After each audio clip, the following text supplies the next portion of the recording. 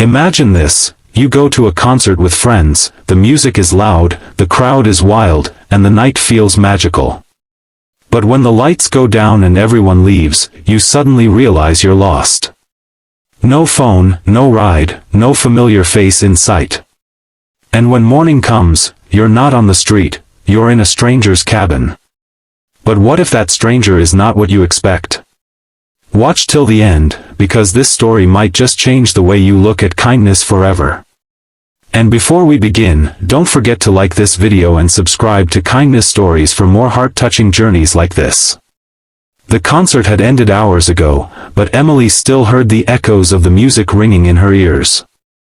She had come with her college friends, hoping for one night of freedom and fun, but in the chaos of flashing lights, roaring cheers, and rushing crowds, she had lost them. Her phone battery had died halfway through the performance, and now, outside in the dark, with thousands of people gone, she realized just how alone she was. The venue was far from the city, set near the edge of a forest, and most people had driven there. Emily hadn't driven. She had relied on her best friend's ride, but somewhere between the crowds leaving, she had missed her group. She walked along the road, hoping to find a gas station, a bus stop, anything.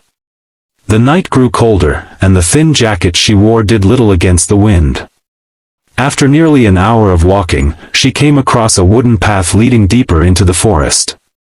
Lights flickered in the distance, maybe a house, maybe hope. Exhausted, she followed it.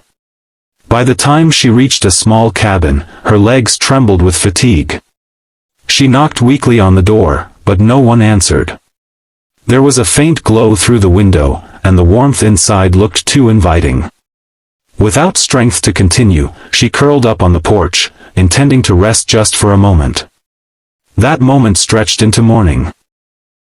When Emily's eyes opened, she wasn't outside anymore. She was lying on a couch, covered with a blanket, the smell of coffee in the air. Her heart pounded. She sat up quickly, scanning the room, rustic wood walls, a stone fireplace, a small dining table with toys scattered around. It was definitely someone's home. And then she saw him. A man, maybe in his early 30s, tall with messy dark hair, stood near the stove pouring oatmeal into 2 bowls. He looked startled when he noticed her awake, but his eyes were kind, not threatening. Beside him, a little girl with golden curls sat at the table swinging her legs, her teddy bear tucked in her arm. "You're awake," the man said calmly. "I found you asleep on the porch last night. You were freezing." Emily swallowed hard. I'm sorry. I didn't mean to trespass. I got lost after the concert. My phone died. I didn't know where else to go." The man set a bowl in front of the little girl, then looked back at Emily. "You don't need to apologize. You looked like you needed help. Sit down, eat something. You'll feel better." The kindness in his tone melted some of Emily's fear. She hesitated, then slowly walked to the table. The little girl looked at her curiously before whispering, "Daddy, is she a fairy?" Emily's lips curved into a faint smile. The man chuckled softly. "No, sweetie. Just someone who needed a place to rest." Over breakfast, Emily learned his name was Daniel, and his daughter was Sophie, 5 years old. He was a single dad, raising her alone in the cabin after moving away from the city to escape a painful past. His wife had left when Sophie was just a baby, leaving him to juggle fatherhood and work. The cabin belonged to his late father, and though it was isolated, Daniel had chosen peace over chaos. As Emily explained her story, how she had gotten lost, how she didn't know how to get back, Daniel listened patiently. He offered her his phone to call a friend, but there was no signal deep in the woods. "You can stay here until I drive into town later today," he said simply. Emily didn't know what to say. Gratitude swelled in her chest, mixed with disbelief.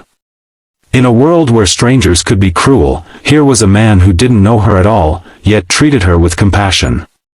Sophie, in her innocent way, quickly grew attached to Emily. She tugged at her hand, showing her drawings and dolls. Emily felt warmth in her heart she hadn't expected. The hours passed gently. For the first time in a long time, Emily slowed down, noticing the quiet beauty around her, the crackling fire, the laughter of a child, the steady presence of a man who seemed to carry the weight of the world with silent strength. When the time came for Daniel to drive her back to town, Emily felt a surprising ache in her chest. She didn't want to leave so soon. But she knew this was just a passing moment, a kind chapter in her life she would never forget. As the truck rumbled along the forest road, Emily glanced at Sophie asleep in the back seat, then at Daniel, who focused on the road. She realized something. This wasn't just about her being lost after a concert. It was about being found, in a way she hadn't expected. The town came into view, and Emily spotted familiar streets. Relief should have flooded her, but instead, an emptiness settled in her chest. Daniel parked outside a diner where Emily's friends had agreed to meet her after a panicked phone call. Before leaving the truck, Emily turned to him. "I don't know how to thank you. You didn't have to do any of this." Daniel shook his head. "It's nothing. Just glad you're safe." But Emily felt it wasn't nothing. To her, it was everything. She smiled softly at Sophie. "Bye, fairy girl." Sophie giggled and waved. "Bye, Emily.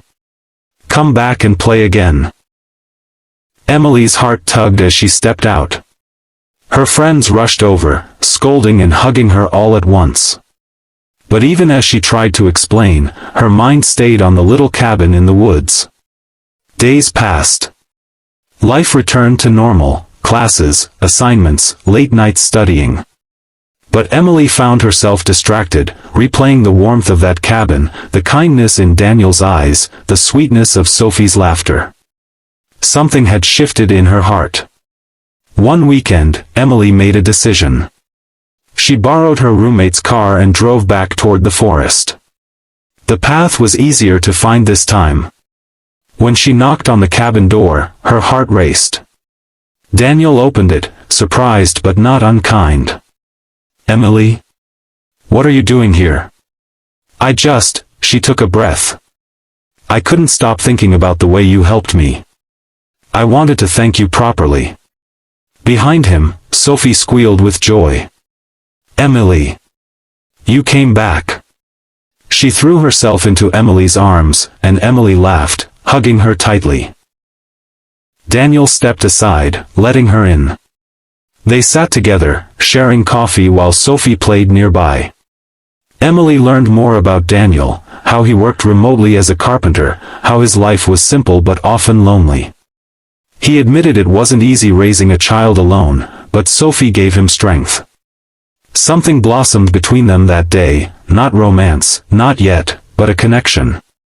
Emily began visiting on weekends, helping Daniel with chores, playing with Sophie, bringing books and groceries. She found peace in the quiet rhythm of the cabin, and Daniel found comfort in her presence. Slowly, the bond deepened. Daniel, who had closed his heart long ago, began to trust again. Emily, who had felt lost in her own life, began to feel found. Sophie, innocent and pure, became the thread tying them together. One evening, as snow fell outside, Emily sat with Sophie by the fire, reading her a story. Daniel watched them, his heart heavy with gratitude. When Emily looked up, their eyes met, and for a moment, silence spoke louder than words. "You changed everything," Daniel whispered later that night when Sophie was asleep. "That night you showed up, it felt like fate." Emily smiled softly. "Maybe sometimes we have to get lost to find where we truly belong." Their lives never returned to what they were before. Emily wasn't just a visitor anymore, she became part of their little world. And it all began the night she got lost after the concert, and woke up in a single dad's cabin. If you were Emily, would you have trusted a stranger that night? And if you were Daniel, would you have opened your door to someone in need? Let us know in the comments below. And don't forget to like this video and subscribe to Kindness Stories for more heartwarming tales that remind us, kindness can change lives.